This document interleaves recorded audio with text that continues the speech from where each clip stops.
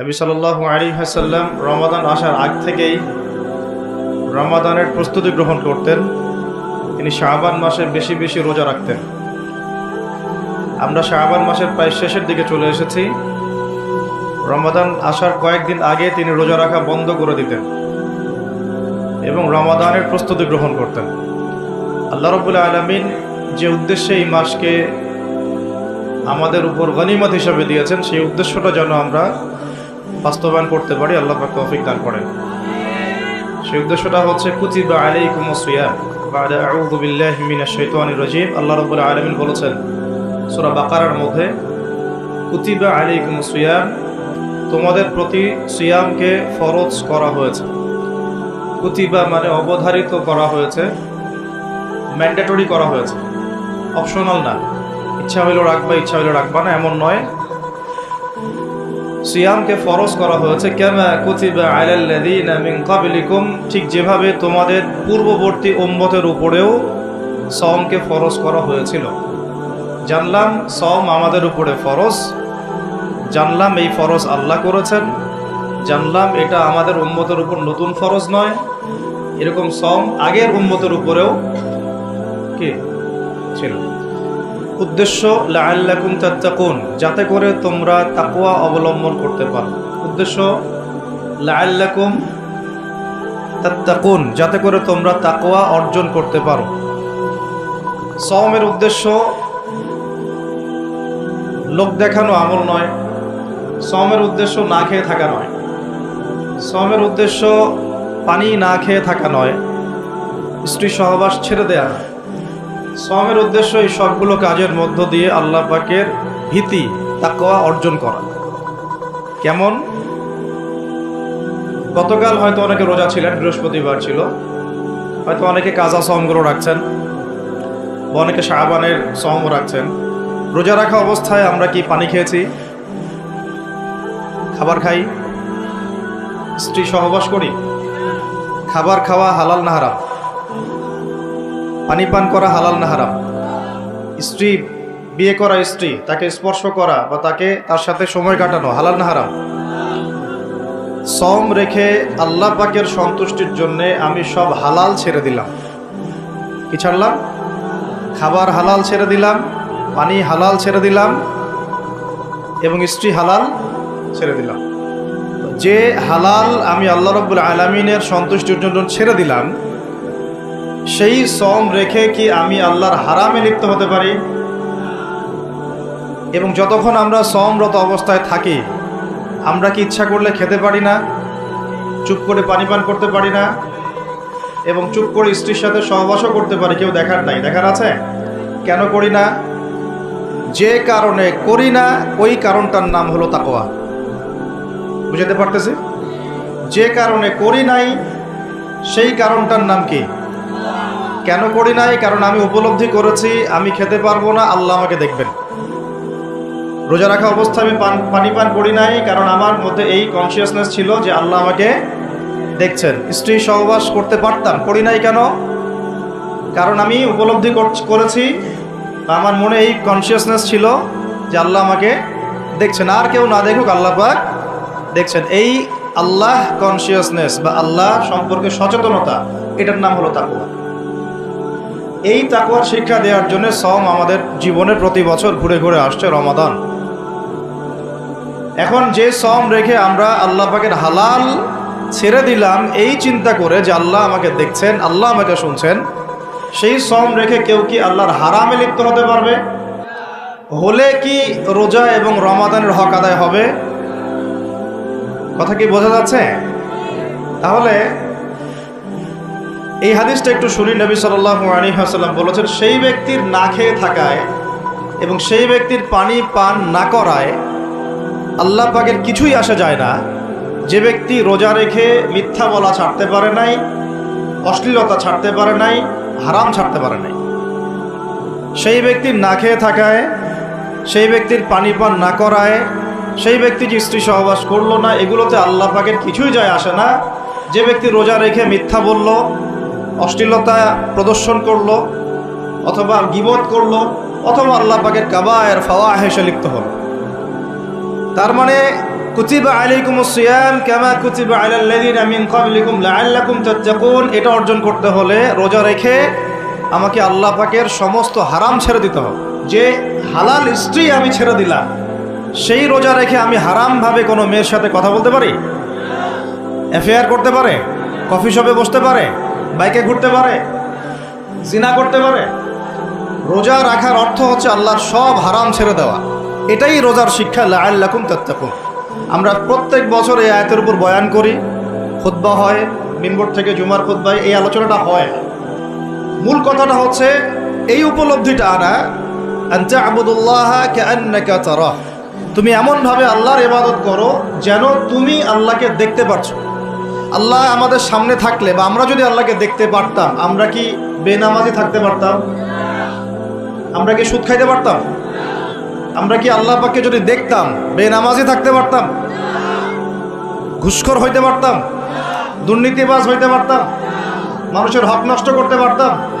আল্লাহর নবীজি বলছেন, আনতা আবুদুল্লাহা কাআন্নাকা তারাহ, তুমি এমনভাবে আল্লাহর ইবাদত করো যেন তুমি আল্লাহকে দেখছো। এই চেতনা আসলে মানুষ হারামে লিপ্ত হতে পারবে না। হলেও তওবা করে ফিরে আসবে। হলেও কি করবে? সাথে সাথে তওবা করে ফিরে আসবে। আর ওয়াইল্লাম তাকুন তারাহু, তুমি যদি আল্লাহকে দেখতে না পারো, ফাইন্নাহু ইয়ারাক, জেনে রাখবা আল্লাহ তোমাকে দেখছেন।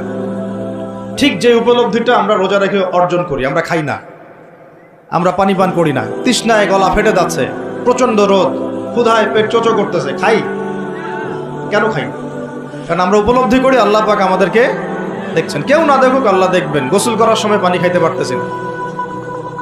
তো এই চেতনাটা শিক্ষা দেওয়ার জন্যে রমাদান প্রতি বছর ঘুরে ঘুরে আসে। আল্লাহ পাক বলছেন, কুতিবা আলাইকুমুস সিয়াম কামা কুতিবা আলাল লাযিনা মিন ক্বাবলিকুম, এটা তোমাদের উপরে এখন ফরজ করা হয় নাই, তোমাদের আগের উম্মতের উপরেও ফরজ করা হয়েছিল, লাআল্লাকুম তাত্তাকুন, যাতে করে তোমরা তাকওয়া অবলম্বন করো।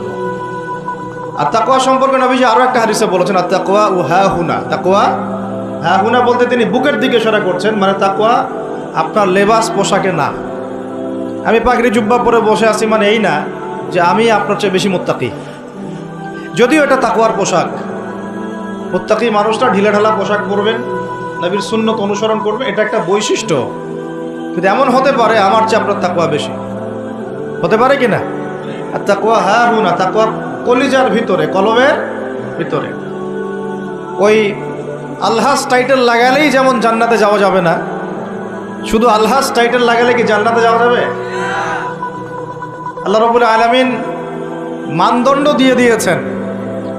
মানদণ্ড, কে ভালো আল্লাহর কাছে, কে সম্মানিত, এটার মানদণ্ড আল্লাহ দিয়ে দিয়েছেন। ইন্না আকরামাকুম ইনদাল্লাহি আতকাকুম, তোমরা যত মানুষ পৃথিবীতে আছো তোমাদের মধ্যে আল্লাহর কাছে সবচেয়ে মকবুল, সম্মানিত, মর্যাদাবান মানুষ তারাই যারা এই তাকওয়ার পরীক্ষায় পাশ করেছে। এই তাকওয়ার শিক্ষাটা দেওয়ার জন্য রমাদান আসে। শিক্ষা নাম্বার 1, রোজা রাখবো রাখার মতো। রোজা রাখবো কি? যাতে তাকওয়া অর্জন করা যায়। রোজা রেখে আমি যেমন হালাল ছেড়ে দিয়েছি, রোজা রেখে আমাকে আমার সমস্ত হারাম ছাড়তে হবে। আর এই হারাম শুধু 1 মাস ছেড়ে দিব এমন না। ঈদের চাঁদ উঠে যাবে, শয়তান ছাড়া পাবে, আমরা আবার শয়তানের সাথে আতাত করে চলা শুরু করব, এটা রমাদানের শিক্ষা না। ওই শিক্ষাটাকে সারা বছর ধরে রাখতে হবে, এটা হলো রমাদানের শিক্ষা। আপনারা খেয়াল করে দেখবেন রমাদান মাসে অনেকে পরহেজগার হয়ে যায়, ঈদের চাঁদ ওঠার সাথে সাথেই আমরা আবার শয়তানের দাসত্ব শুরু করি। ঈদের দিন চাঁদ রাত বলে আমরা একটা কথা বলি না, ওই রাত্রেই প্রমাণ হয় যে শয়তান ছাড়া পাইছে।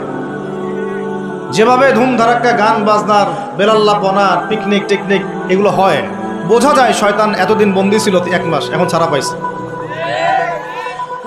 তো 1 নাম্বার নসিহত, রোজা রাখতে হবে রাখার মতো, যে রোজা আমাকে তাকওয়ার শিক্ষা দিবে। আল্লাহ পাক আমাদেরকে এইভাবে রোজা রাখার তৌফিক দান।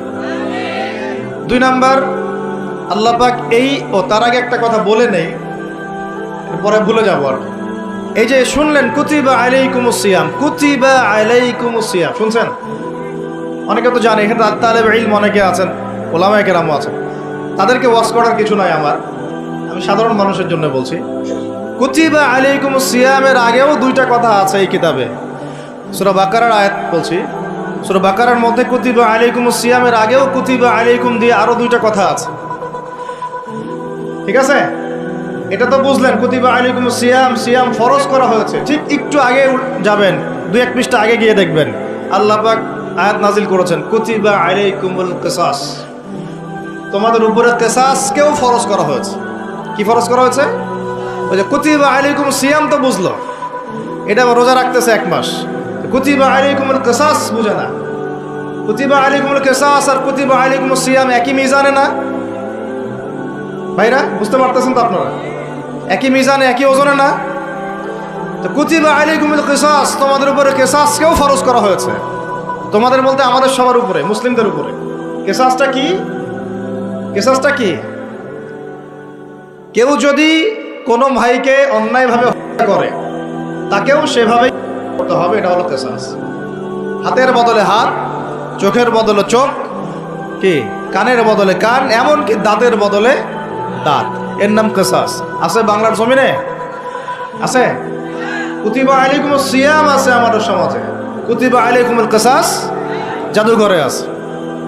কোথায় আছে? ওটা ইমপ্লিমেন্ট করতে গেলে জাতিসংঘ বলবে যে আমরা মৌলবাদী হয়ে গেছি। আপনারা পড়েন প্রত্যেক রাতে তাবারাকাল্লাযী বিয়াদিহিল মুলক, তাই না? সূরা মুলক তো পড়েন রাতে, রাতের বেলা সূরা মুলক পড়ার অভ্যাস করেন। নবী সাল্লাল্লাহু আলাইহি ওয়াসাল্লাম এই সূরাটাকে বলেছেন এই সূরা কবরের আযাব থেকে বাঁচাই দিবে ইনশাআল্লাহ। উসমান রাদিয়াল্লাহু আনহু সামনে জান্নাত জাহান্নামের আলোচনা করা হলে তিনি কাঁদতেন না, খুব কম কাঁদতেন। কবরস্থানে কবর দেখলে তার দাড়ি অশ্রু দিয়ে ভিজে যাইত। আর এই জায়গায় যে পার পাবে সে সব জায়গায় পার পেয়ে যাবে ইনশাআল্লাহ। ওই জায়গার একাকিত্বে ওই আযাব থেকে বাঁচাবে একটা সূরা, কি নাম? সবাই মুখস্থ করবেন ইনশাআল্লাহ। মাত্র 30টা আয়াত আছে। নবীজি বলেছেন এই সূরা তার পাঠকারীর জন্য সুপারিশ করবে আল্লাহর সামনে, মানে সুপারিশ করবে আল্লাহ পাকের সাথে জোর করবে, না আমার পাঠকারীকে মাফ করে দাও, দিতেই হবে। এক পর্যায়ে আল্লাহ পাক মাফ করে দিবেন ইনশাআল্লাহ। তো এই সূরাটা 30টা আয়াত আছে। নবীজি বলেছেন আমার মন চায় সবাই যেন এই সূরাটা মুখস্থ করে। তো নবীর একটা মন চায়, আমরা সেটা করব না? 2টা সূরা আমাদের মুখস্থ থাকা দরকার সবার। বড় বড় সূরার কথা বলছি, ছোট ছোট সূরা তো আপনারা সবাই অনেকে জানেনই। একটা সূরা ইয়াসিন, একটা হলো সূরা মুলক। সূরা ইয়াসিন পড়বেন একেবারে সকালবেলা ফজরের পরে, এবং ইনশাআল্লাহ বড় বড় বুজুর্গানের দিন যারা ছিল তাদের ডেইলি রুটিনের মধ্যে সূরা ইয়াসিন থাকতোই থাকতো। এটা তেলাওয়াত করে তারা হাজত পেশ করতেন আল্লাহর কাছে, এবং এর ওসিলা আল্লাহ পাক ওই হাজত পূরণ করে দিতেন। এটা পরীক্ষিত আমল। সূরা ইয়াসিন সবার কলিজার মধ্যে থাকা চাই, আল্লাহ পাক তৌফিক দান করেন। আর রাতের বেলা পড়বেন সূরা মুলক। কোন সূরা? যদি আরও পারেন সূরা ওয়াকিয়া পড়বেন।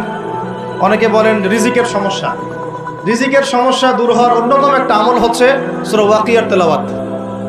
রাতের বেলা কোন সূরা? ইযা ওয়াকাআতিল ওয়াকিআ লাইসা লিওয়াকাআতিহা কাযিবা, এই সূরাটা তেলাওয়াত করবেন রাতের বেলা। আরও একটা সূরা আছে রাতে তেলাওয়াত করার জন্য, আলিফ লাম মিম সিজদা, আলিফ লাম মিম সিজদা, এটাও তেলাওয়াত করতে পারেন।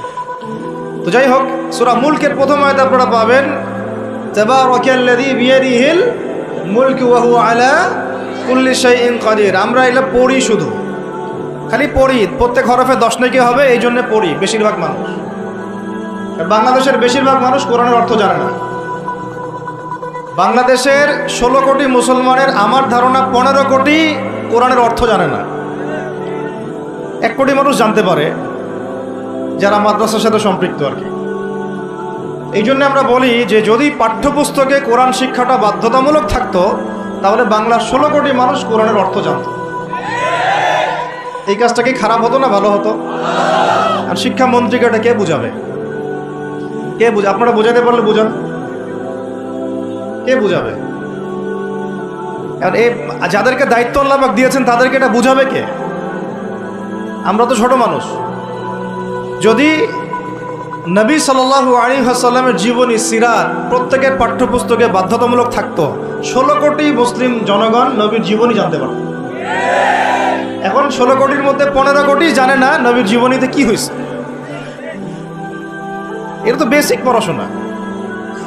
যদি আমরা একটা ভাইরাসকে ভয় করে মসজিদ একেবারে বন্ধ করে ফেলতে পারি, মাস্ক পরাইতে পারি সবাইকে, সোশ্যাল ডিস্টেন্স 10 হাত দূরে দূরে দাঁড়াও, তো তো এখন এটা যদি আমি চাপ দিয়ে করাতে পারি, তাহলে আমি পাঠ্যপুস্তকের মধ্যে নবীর সিরাত এবং কোরআন বাধ্যতামূলক করতে পারি না? এই যে আমরা যারা 15-20 বছর ইউনিভার্সিটিতে পড়েছেন, স্কুল কলেজ ইউনিভার্সিটি, এখানে কারা কারা পড়েছেন হাত তুলেন দেখি। যারা অনার্স মাস্টার্স কমপ্লিট করেছেন বা পড়তেছেন এখনো, আপনারা আছেন কতজন? আছে অনেকে, হাত নামান। এখন আপনারা ভাই বাংলা পড়েছেন না? নজরুল, রবীন্দ্রনাথ, বঙ্কিমচন্দ্র, শরৎচন্দ্র ইত্যাদি ইত্যাদি। ইংরেজি পড়েছেন না? ব্যাকরণ, দাঁত ভাঙা ব্যাকরণ। বাংলা ব্যাকরণ পড়েছেন না? দাঁত ভাঙা, কারক, সমাস, বিভক্তি, হাবিজাবি। হ্যাঁ, এই হাবিজাবি দিয়ে আবার ইস্যু বানাই দিস না তোরা, মুশকিল কথা বলা এখন। এটা তো আমরা কথার কথা বলি আর কি। তারপরে কেমিস্ট্রি পড়েন নাই? হ্যাঁ, ফিজিক্স পড়েন নাই? বায়োলজি পড়েন নাই? তারপরে আমরা হায়ার ম্যাথ করতাম, জটিল জটিল সূত্রগুলো মুখস্থ করেন নাই? কত কি পড়েছেন। কিন্তু এই পড়াশোনাগুলো কেন করেছেন? সিলেবাসে ছিল আমাকে পড়তে হবে, যদি না পড়ি পরীক্ষায় পাস করতে পারবো না, পরীক্ষায় পাস না করলে রেজাল্ট আসবে না, রেজাল্ট না আসলে চাকরি পাবো না, চাকরি না পাইলে রিজিকের ব্যবস্থা হবে না, রিজিকের ব্যবস্থা না হইলে বিয়ে শাদী হবে না, বিয়ে শাদী না হইলে জীবনটাই বরবাদ। এই তো ফিলোসফি, তো এইটাই, রাস্তা তো এটা না। তো এখন চাপ দিয়ে এত কিছু পড়লেন, বিসিএস কোচিং করেছেন অনেকেই চাকরির পরীক্ষা দিচ্ছেন, নিয়োগ বিজ্ঞপ্তির পরীক্ষা দিচ্ছেন, প্রাইমারি পরীক্ষা দিচ্ছেন, সবই পড়তেছেন। আমি নিজেও পড়েছি এগুলো আমার মুখস্থ ছিল সব, এখনও হয়তো ধরলে বলতে পারবো কিছু, যদিও এগুলোর চর্চা আমরা বন্ধ করে দিয়েছি। আর কথা হচ্ছে, একটা রিজিকের সোর্সের জন্য আমি যে 15 বছর এই পড়াশোনাগুলো করলাম, যদি আমার সিলেবাসের মধ্যে কোরআন থাকতো, হাদিস থাকতো, নবী সিরাত থাকতো, তারপরে ধরেন সাহাবীদের জীবনী থাকতো, ইসলামের ইতিহাস থাকতো, বেসিক ফিকহ আকীদা থাকতো, আমি কি বাধ্য ছিলাম না এগুলো পড়ে পরীক্ষা দেওয়ার জন্য? তখন আমাদের এই জেনারেশনের ইসলামিক শিক্ষায় উন্নতি হইতো না? সব কিছু দাওয়াত দিয়ে হয় না, অনেক কিছু উপরের লেভেল থেকে চালু করতে হয়, তাহলে জনগণ সেটা মেনে নিতে বাধ্য থাকে। এই রমজান মাসে দেখবেন বাজারে অনেক সিন্ডিকেট হবে, আপনি এগুলো মিষ্টি মিষ্টি কথা বলে এগুলো বন্ধ করতে পারবেন না। যখন এরকম দুর্নীতিগুলো হবে বাজারে, মার্কেটে, ধরবেন, মোবাইল কোর্ট বসাবেন, 6 মাসের জন্য ঢুকাবেন, পারলে একটা করে আঙ্গুল দিবেন কাইটা, তারপর দেখবেন সব সিধা হয়ে গেছে। সব কিছু দাওয়াত দিয়ে আর ওয়াজ করে হয় না, একটা সিস্টেম থাকে। আমি বলি কি, একটা বিষয় বুঝেন, একটা জিনিস হচ্ছে, একটা বিষয় হচ্ছে প্রাকৃতিকভাবে উৎপন্ন হচ্ছে কিছু জিনিস, আর আপনি একটা ফ্যাক্টরি দিয়েছেন, ফ্যাক্টরি থেকে উৎপাদন বাড়বে না কমবে? আপনি হাতে উৎপাদন করতেছেন একটা জিনিস, মনে করেন কাপড়ে পাঞ্জাবি জুব্বা, আর জুব্বার একটা ফ্যাক্টরি দিয়েছেন, উৎপাদন কোথায় বেশি হবে? রাষ্ট্র হচ্ছে সেই ফ্যাক্টরি যেটা সব দিক থেকে উৎপাদন বাড়াতে পারে। আমরা দাওয়াত দিচ্ছি এখন ইন্ডিভিজুয়ালি, ব্যক্তিগতভাবে একে একে মানুষ চেঞ্জ করার দাওয়াত দিচ্ছি আমরা। বুঝতে পারতেছি পার্থক্যটা? যে আয়াত থেকে এইদিকে চলে আসছি, তাবারাকাল্লাযী বিয়াদিহিল মুলক, তাবারাকাল্লাযী বরকতময় সেই সত্তা, মহা পবিত্র মহা বরকতময় সেই সত্তা। কোন সত্তা? বিয়াদিহিল মুলক, যার হাতে আছে সার্বভৌমত্ব। মুলক মানে কি? রাজত্ব, ক্ষমতা বা সার্বভৌমত্ব। রাজত্ব, ক্ষমতা বা সার্বভৌমত্ব, তিনটা শব্দ বললাম, ডিকশনারিতে চেক করে দেখেন মুলক শব্দের অর্থ কি। আবার বলতেছে তাবারাকাল্লাযী, বরকতময় সেই সত্তা, মানে কে? মহাবিশ্বের একমাত্র স্রষ্টা আল্লাহ রাব্বুল আলামিন, তিনি বরকতময়। বিয়াদিহিল মুলক, যার হাতে কি আছে? রাজত্ব অথবা ক্ষমতা অথবা সার্বভৌমত্ব, বা ইংরেজি দিয়ে বললে আমরা বলি সভরেন্টি। কি বলি? সভরেন্টি। ওয়া হুয়া আলা কুল্লি শাইইন কাদির, এবং আল্লাহ পাক সমস্ত বিষয়ের উপরে কি? কর্তৃত্বশীল, ক্ষমতাবান। এখন এই আয়াতটা মহাবিশ্বের সব গ্রহে প্রযোজ্য হচ্ছে, বাংলাদেশে আর বিশ্বে প্রযোজ্য হচ্ছে না। বুঝাচ্ছি কিভাবে? বলবেন যেটা আমার কেমন কথা, শুনেন বুঝাচ্ছি। মহাবিশ্বে 7 আসমান আছে না? এটা তো জানেন, 7টা আসমান আছে। তারপরে প্রত্যেক আসমানে অসংখ্য গ্রহ নক্ষত্র আছে, গ্যালাক্সি আছে, ছায়াপথ আছে। তারপরে একটা গ্যালাক্সির মধ্যে অনেকগুলো সৌরজগৎ আছে। ওই একটা গ্যালাক্সির অসংখ্য সৌরজগতের কোনো একটা সৌরজগতের বাসিন্দা হচ্ছে আমরা। ওই সৌরজগতের মধ্যে এই যে আমাদের 10টা-12টা গ্রহ আছে, সেই গ্রহের কোনো একটা গ্রহের, কোনো একটা দেশের, কোনো একটা কি জেলার, কোনো একটা শহরের, কোনো একটা মাঠে বসে আপনি এখন এই বয়ান শুনতেছেন। কথা বুঝতে পারতেছেন? আর পুরো মহাবিশ্ব 7 আসমানে নবী সাল্লাল্লাহু আলাইহি ওয়াসাল্লাম বলছেন মেরাজের রাতে আমি দেখেছি একটা বিঘত, এতটুকু বিঘত মানে 1 টক্কর জায়গা ফাঁকা নাই যেখানে আল্লাহর কোনো ফেরেশতা দাঁড়িয়ে বসে বা সেজদারত অবস্থায় আল্লাহর ইবাদত করতেছে না। তাহলে পুরো মহাবিশ্বে কার রাজত্ব চলতেছে? এখন এই পৃথিবীর দিকে তাকান, আমরা বললাম তাবারাকাল্লাযী বিয়াদিহিল মুলক, আল্লাহর হচ্ছে সার্বভৌমত্ব ক্ষমতা কার? আল্লাহর। কিন্তু এখন জমিনের দিকে আপনি তাকান, এই বিশ্বের সার্বভৌমত্ব চলতেছে জাতিসংঘের। কার? এই বিশ্বের রাজনৈতিক মোড়ল জাতিসংঘ। আপনি ইসলামিক বিধানের কথা যতই বলেন তারা মানবে না, সোজা কথা। আপনি যদি বলেন কোরআন এবং হাদিস এবং সর্বশেষ নবী মুহাম্মদ সাল্লাল্লাহু আলাইহি ওয়াসাল্লাম আমাদেরকে এইগুলো দিয়ে গেছেন, আল্লাহ পাক এইগুলো নাজিল করছেন, আসেন এগুলোর আলোকে বিশ্ব করি, ওরা মানবে না। বরং ওরা আপনার উপর যুদ্ধ ঘোষণা করবে। কি করবে? এ হচ্ছে এই বিশ্বের সবচেয়ে বড় তাগুত, সবচেয়ে বড় কাফের, সবচেয়ে বড় মুশরিক, সবচেয়ে বড় মুনাফিক। ও যদি বলে যে কোরআন বাদ দিতে হবে, আমার মাথায় যে বুঝ আসে ওই বুঝ অনুযায়ী চলবো, তাহলে সারা বিশ্ব বলবে হ্যাঁ এটাই ঠিক। নাউজুবিল্লাহ। অর্থনৈতিক মোড়ল সে যদি বলে আল্লাহ বা কোরআনের সুদ হারাম করছেন, তো কি হয়েছে? আমাদের ব্যাংকিং সিস্টেম চলবে সুদের উপর, সারা বিশ্ব বলবে এই যে সামি'না ওয়া আতা'না, ইয়েস স্যার, শুনলাম মানলাম। কথা বুঝেন না আমার? ও সারা বিশ্বকে যদি বলে ওদের ব্যাংকিং সিস্টেম, প্রত্যেকটা ব্যাংকিং সিস্টেম চলবে সুদ ভিত্তিক, আল্লাহ কোরআনে হারাম করুক আর হালাল করুক দেখার দরকারই নেই আমাদের। নাউজুবিল্লাহ। মানলে ইচ্ছা হইলে মারেন, না ইচ্ছা হইলে আমরা বোম মেরে উড়াই দেব। ইচ্ছা হইলে মারেন, না হলে কি একেবারে দিব শেষ করার জন্য অনেক অস্ত্র আছে ওদের। যারা পলিটিক্যাল অ্যাফেয়ার্স ঘাটাঘাটি করে তারা জানে এদের 72টার মতো অস্ত্র আছে। ইকোনমিক স্যাংশন একটা অস্ত্র, চাপ প্রয়োগ করা একটা অস্ত্র, বিল পাস করা একটা অস্ত্র, নেগোশিয়েট করা একটা অস্ত্র, অন্যকে দিয়ে চাপ দেওয়া হবে একটা অস্ত্র। এগুলো অস্ত্র করতে করতে সর্বশেষ অস্ত্র হচ্ছে একেবারে ওই আফগানিস্তান বানায় ছেড়ে দিবে, একেবারে ওই ইরাক বানায় ছেড়ে দিবে, একেবারে ওই সিরিয়া বানায় ছেড়ে দিবে, একেবারে ইয়েমেন বানায় ছেড়ে দিবে। ওটা সবচেয়ে বড় অস্ত্র। এই জন্যে আন্ডারে যারা আছে এরা সবাই স্যালুট মারে, ঠিক আছে আপনি যা বলবেন তাই। তো এই কারণে সারা বিশ্বে অর্থনৈতিক ক্ষেত্রে ও হচ্ছে এখন সুদভিত্তিক অর্থনৈতিক সিস্টেমের মোড়ল। যেই সুদ সম্পর্কে আল্লাহ পাক কোরআনে বলেছেন যদি সুদ না ছাড়ো তাহলে আল্লাহ এবং তার রাসূলের সাথে যুদ্ধের ঘোষণা শুনে না। কথা বুঝে যাচ্ছে না মনে হয়? আল্লাহ পাক কোরআনে বলছেন সুদ যদি না ছাড়ো, সুদ যদি তোমরা মুসলমানরা মুমিনরা না ছাড়ো তাহলে আল্লাহর সাথে এবং রাসূলের সাথে যুদ্ধের ঘোষণা শুনে রাখো। সূরা বাকারা পড়েন। আল্লাহ পাক বলছেন ইয়া আইয়ুহাল্লাযীনা আমানু ইত্তাকুল্লাহ ওয়া যারু মা বাকিয়া মিনার রিবা ইন কুনতুম মুমিনিন ফাইন লাম তাফআলু ফাআযানু বিহারবিন মিনাল্লাহি ওয়া রাসূলিহি। তাহলে আল্লাহ পাক এখানে বলছেন হারাম, যদি খাও তাহলে আল্লাহর সাথে যুদ্ধ করতেছো, নবীর সাথে যুদ্ধ করতেছো। ওরা বইলা দিল এটা ফরজ। কি এটা? তুই মানলে মান, না মানলে যা, তোর ব্যাপারে ব্যবস্থা আমরা পরে নিব।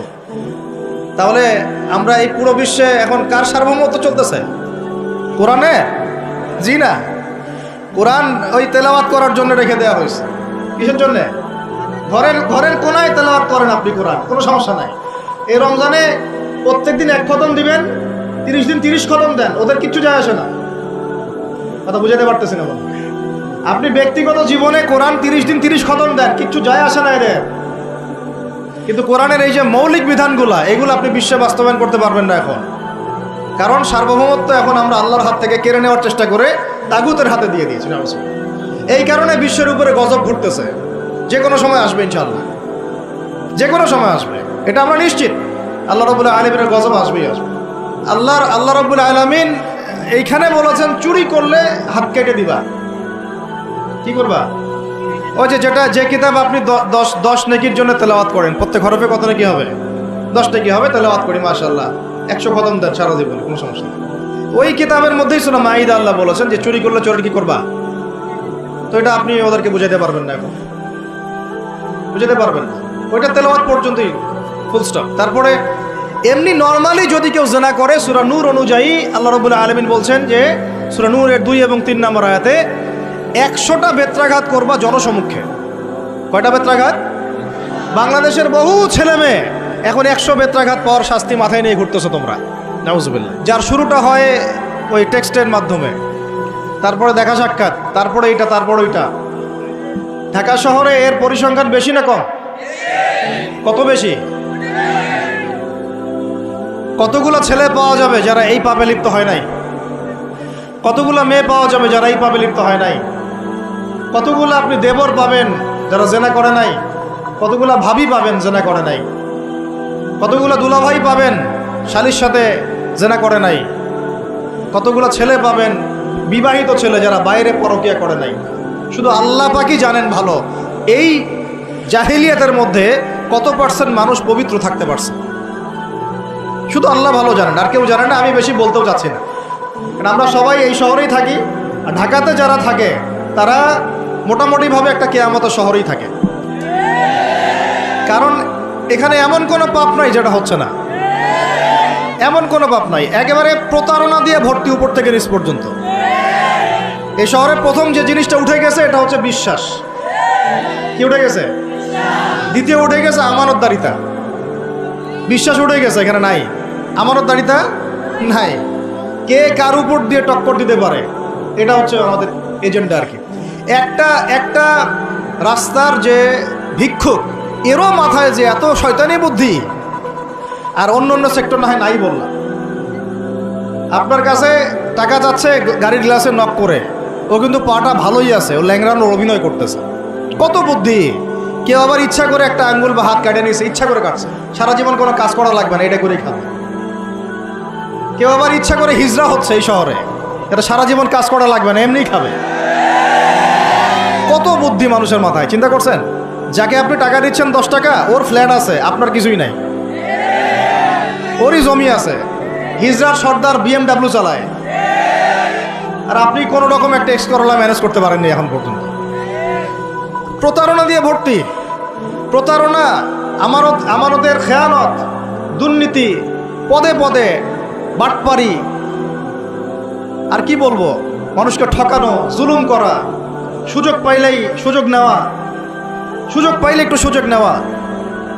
আর বিভিন্ন জায়গায়, স্পেশালি কিছু কিছু বড় বড় জায়গায় এমন কিছু মানুষকে বসায় দেওয়া হয়েছে যাদের মনে হয় ইসলামের নাম শুনলেই ভিতরে মানে তেলে বেগুনে জ্বলে ওঠে একেবারে।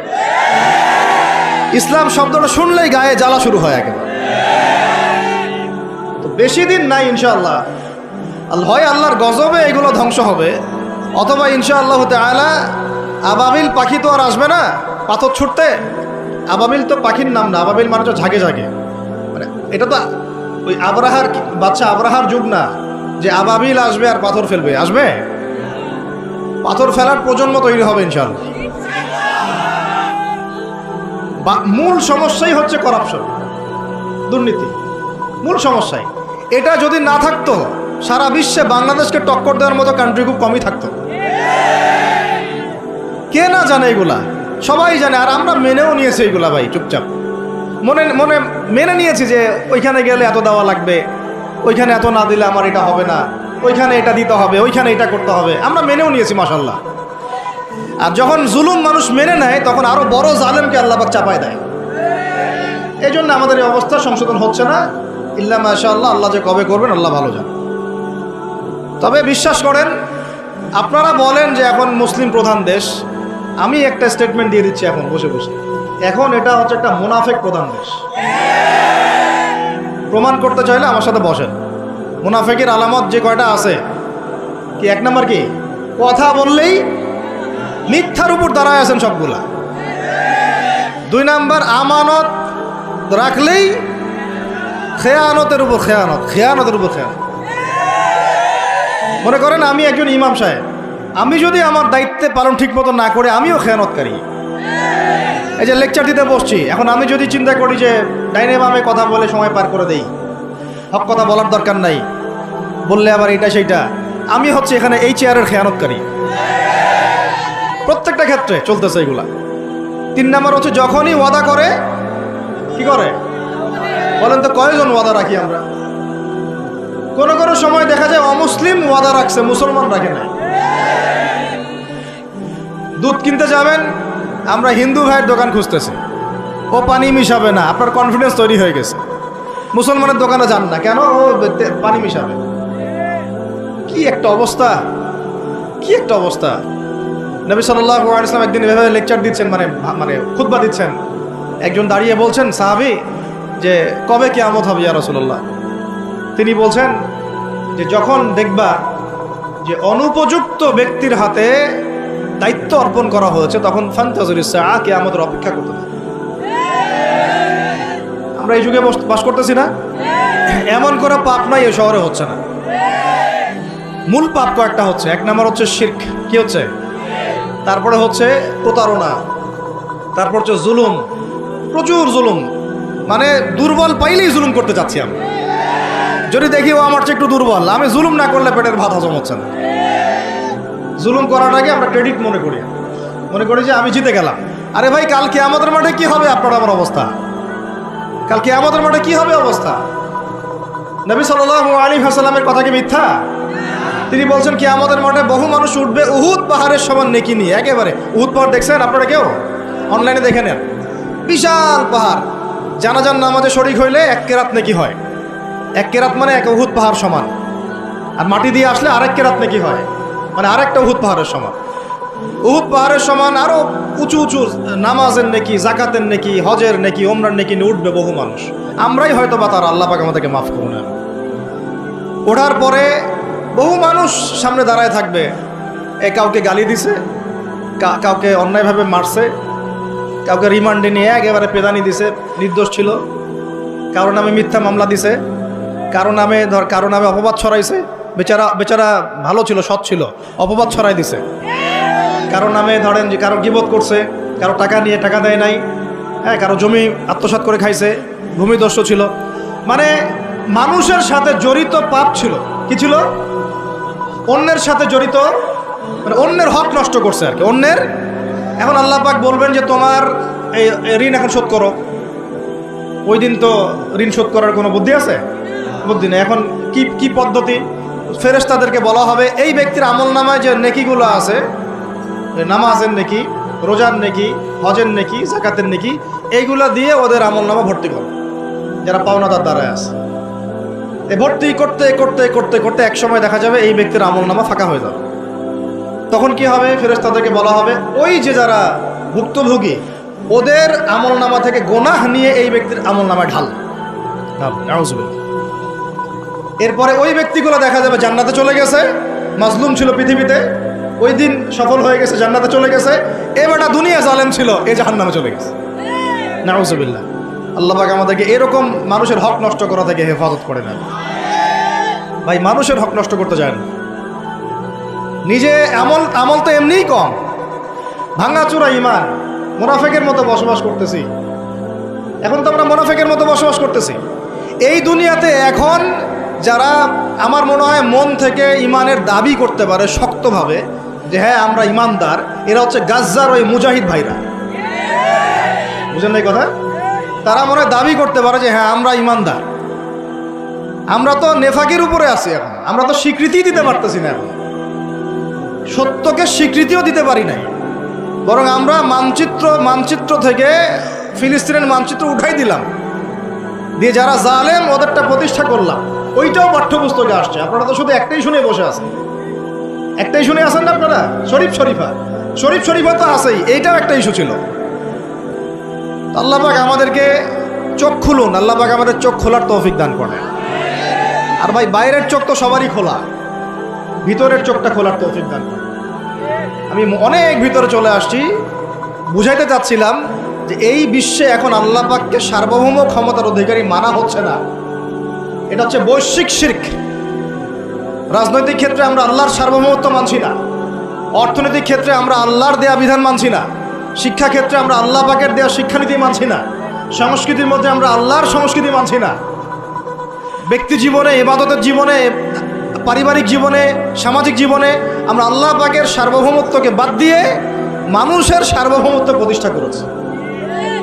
আর আমরা তেলাওয়াত করতেছি তাবারাকাল্লাযী বিয়াদিহিল মুলক, আবার পড়তেছি কুলিল্লাহুম্মা মালিকাল মুলক। হে বলুন, হে রাজত্বের অধিকারী, তুতিল মুলকা মান তাশা ওয়া তানজিউল মুলকা মিম্মান তাশা। আয়াত তো জানেন না আপনারা? সূরা আলে ইমরানে আছে। তো আমাদের কথা আর বাস্তবতার মধ্যে অনেক ফারাক। আল্লাহ পাক আমাদেরকে কোরআন গভীরভাবে অনুধাবন করার তৌফিক দান করেন। খালি তেলাওয়াত করলেই হবে না ভাই, এর অর্থটা জানতে হবে। অর্থ না জানলে পরে তেলাওয়াত করলে নেকি হবে না এটা বলি নাই আমি, বলেছি শুধু তেলাওয়াত করলেই পুরো হক আদায় হয় না, শুধু তেলাওয়াত করলেই পুরো হক আদায় হয় না, হয় না, হয় না, 100 বার হয় না। আবার বলতেছি শোনেন ভালো করে, তেলাওয়াত করলে প্রত্যেক হরফে 10 নেকি হয়, কিন্তু শুধু তেলাওয়াত করলেই কোরআনের সম্পূর্ণ হক আদায় কোশ্চিনকালেও হয় না। এই যে অর্থগুলো না জানলে আপনি কিভাবে বাস্তবায়ন করবেন, বুঝবেন কিভাবে, কি বলেছেন আল্লাহ পাক কোরআনে? এই যে একটা আয়াত নিয়ে এতগুলো কথা বললাম, আপনারা এখন চোখ খুললো যে সারা বিশ্বে আল্লাহর সার্বভৌমত্ব সভরেন্টি নাই। এখন আমরা মানুষ একটা প্রতিষ্ঠা করেছি কিছু কিছু জায়গায়, ইল্লা মাশাআল্লাহ, কিছু কিছু জায়গায় আমরা মেনে নিয়েছি যে আল্লাহ পাকই সার্বভৌমত্ব ক্ষমতার অধিকারী। এখন তো এটা মানুষের হাতে উঠাই দিয়েছেন। আল্লাহ পাক আমাদেরকে পাঠাইছেন দুনিয়াতে তার খলিফা হিসেবে। কি হিসেবে? আল্লাহর খলিফার কাজ কি? শয়তানের দাসত্ব করবে না আল্লাহর? বলেন, আল্লাহর খলিফার বৈশিষ্ট্য কি, ফাংশন কি? সে কি শয়তানের দাসত্ব করবে না আল্লাহর? সে কি আল্লাহর বিধান মানবে না শয়তানের? সে কি আল্লাহর সার্বভৌমত্ব মানবে না শয়তানের? তাহলে আমরা আল্লাহ পাকের কয়টা বিধান বাস্তবায়ন করতে পারছি? একজন আমাকে খুব কড়া ভাষায় বলছিলেন একদিন যে আপনি প্রথম ব্যক্তি মনে হয় বলেছেন ঢাকা হচ্ছে যে সিটি অফ আখিরুজ্জামানে, আপনি চোখে দেখেন না ঢাকা শহরে এত এত মসজিদ আছে? বললাম যে এইটা আপনার চেয়ে আগে আমি দেখছি ঢাকা শহরে এতগুলো মসজিদ আছে, আমার কাছে হিসেব করা আছে কয়টা মসজিদ ঢাকায় আছে। তাহলে আপনি বললেন যে এটা সিটি অফ আখিরুজ্জামান। বললাম ঢাকা শহরে এতগুলো যে মসজিদ আছে কত বছর থেকে আছে? বলছে 50, 60, 70 বছর থেকে। তো বললো 70 বছরে কোরআনের আপনি একটা বিধান বাস্তবায়ন করতে পারছেন ঢাকায়? বলেন পারছেন? ঢাকা শহরে কি চোরের হাত কাটা হয়? ঢাকা শহরে কি ওই যে জেনার শাস্তি দেওয়া হয়? মদ পান করলে 40 লাঠি দেওয়া হয়?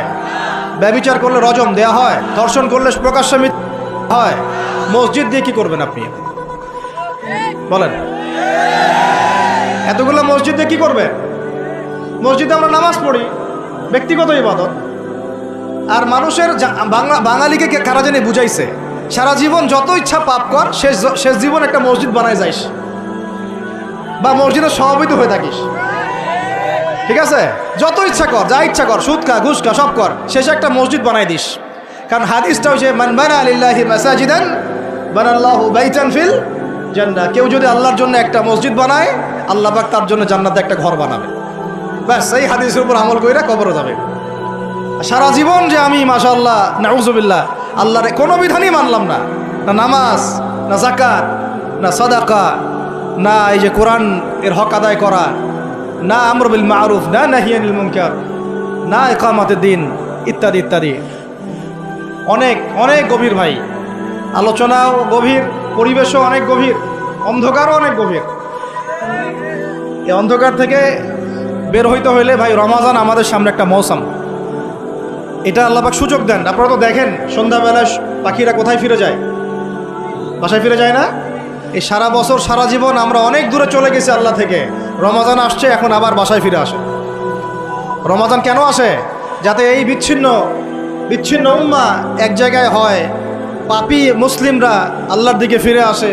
সারা বছর যারা এদিক ওদিক চলে গেছেন রমাজানে আসেন, ঘরে ফিরে আসেন। আল্লাহ পাক তৌফিক দান করে না। অনেক ভিতরে ঢুকে গেছি ভাই। প্রথম কথা বলছিলাম লাআল্লাকুম তাত্তাকুনের হক আদায় করতে হবে, রাজি আছি তো ইনশাআল্লাহ? 2 নাম্বার এই যে বলছিলাম কুতিবা আলাইকুম নিয়ে কথা।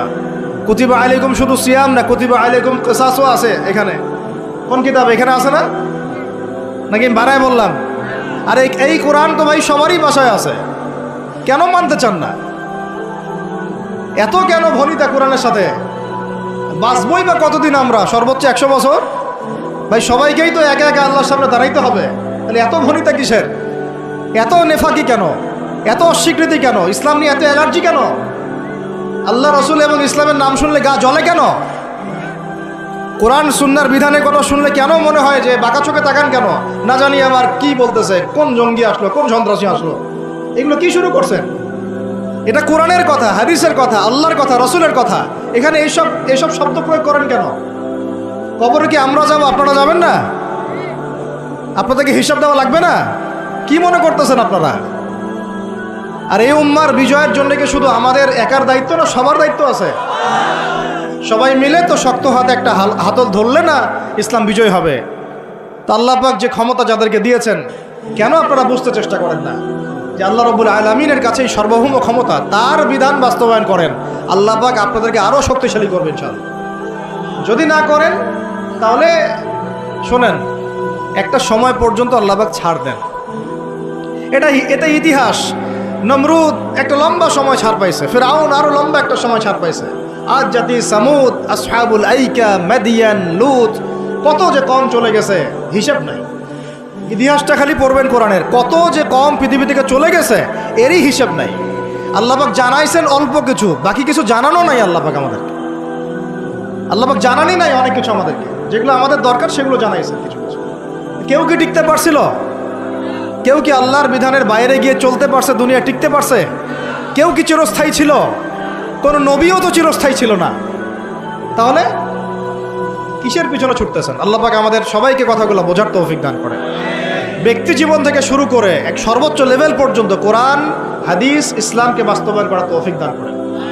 আল্লাহ পাক যাদের মধ্যে এই সততা আছে, এই মানুষগুলোকে আল্লাহ পাক আমাদের ঊর্ধ্বতন কর্তৃপক্ষ বানায় দেন, আমিন।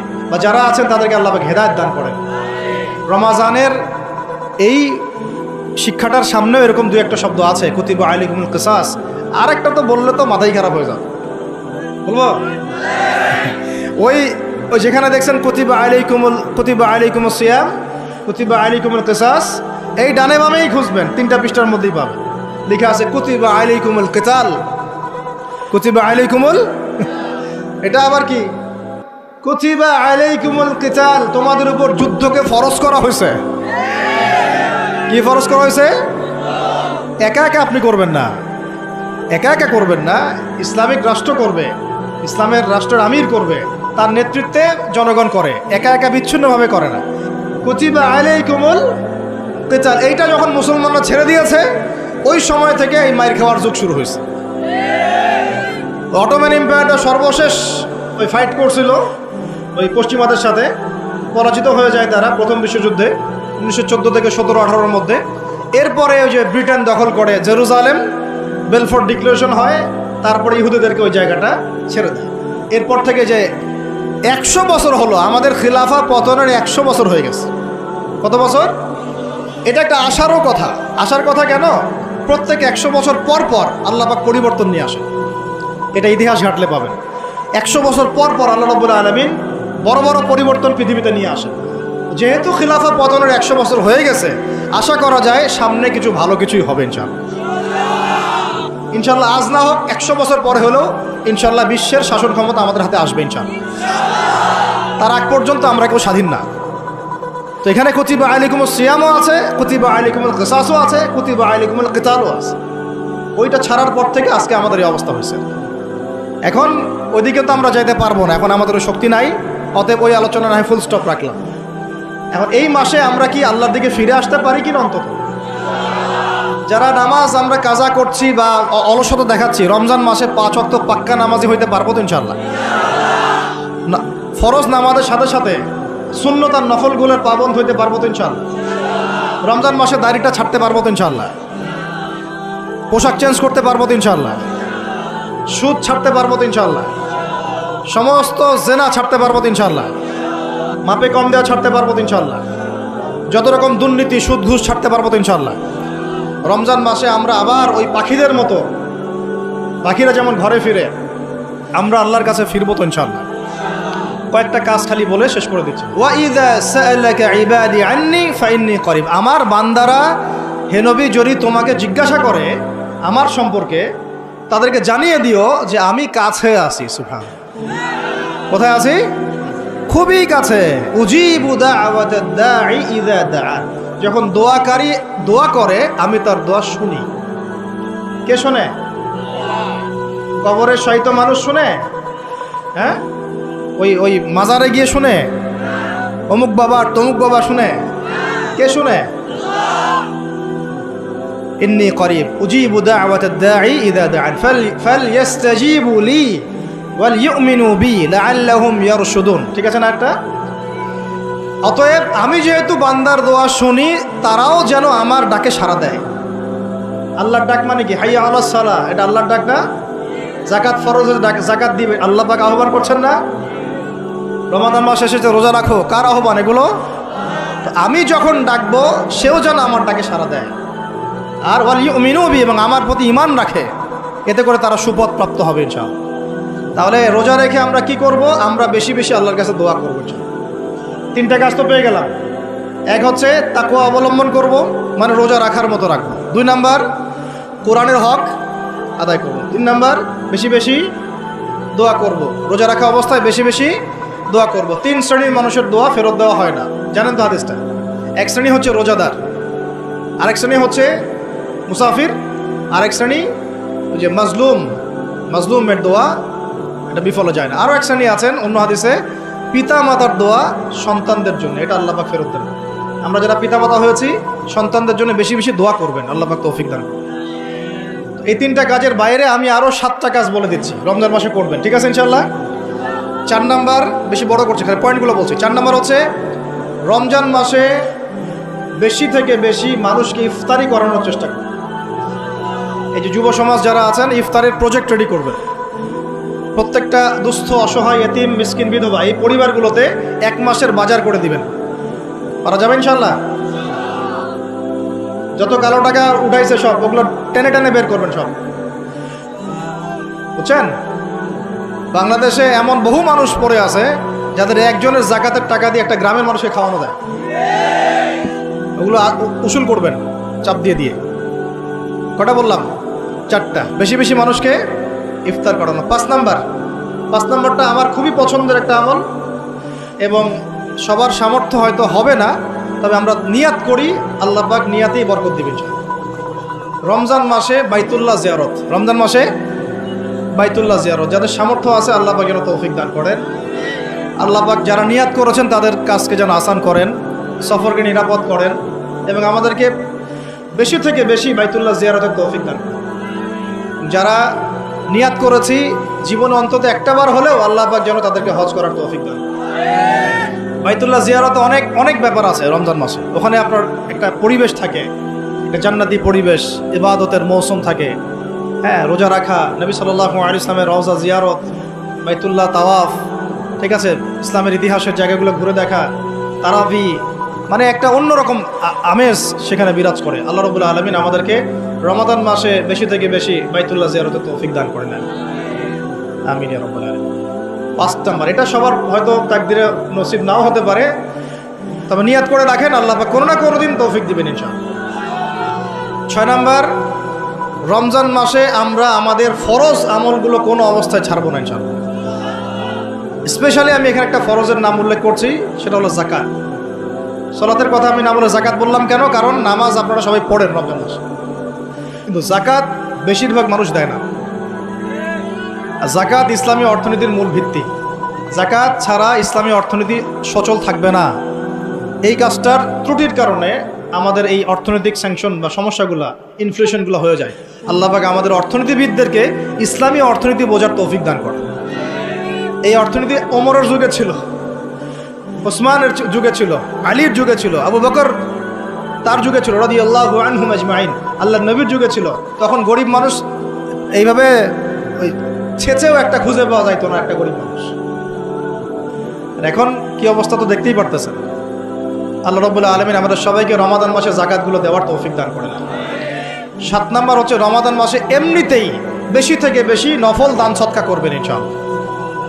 আল্লাহ পাক বেশি বেশি নফল দান সদকা করার তৌফিক দান করেন। 8 নাম্বার, রমাদান মাসে ফরজের সাথে সুন্নত আর নফলে অনেক বেশি পাবন্ধ হওয়ার চেষ্টা করবেন। খাস করে রমাদান মাসে কিয়ামুল লাইল এবং তারাবির কোনোভাবে যেন ছুটে না যায়। অনেকে মনে করেন যে তারাবি পড়লে রাত্রে আবার ওঠা যাবে কি যাবে না? যাবে।